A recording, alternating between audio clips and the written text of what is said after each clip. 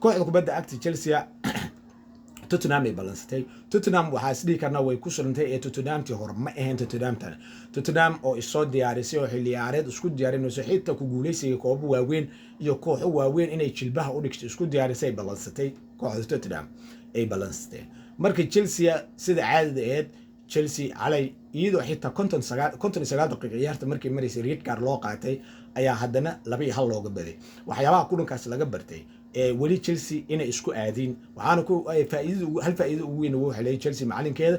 khasaaraha kale oo kooxda weli haysatana wadan ku sheegi doona Chelsea oo Xavi wuxuu ku soo kordhiyay koroosada duwaha iyo tareega labada garab daafac ka ciyaaro كروس fiican ay keenayeen xalay taas oo looga baran kooxda kubadda cagta Chelsea kooxda Chelsea faa'iido u tahay weeraryahan gool ay ka heli karaan leeyahay dhibaatada Chelsea haysato waxay tahay qadkeeda dhax weli isku dhaxyaaya ka jira qadka dhax ee Chelsea weli waa xamaaliyaal xirfad lama joogo markii Chelsea waxay u baahan tahay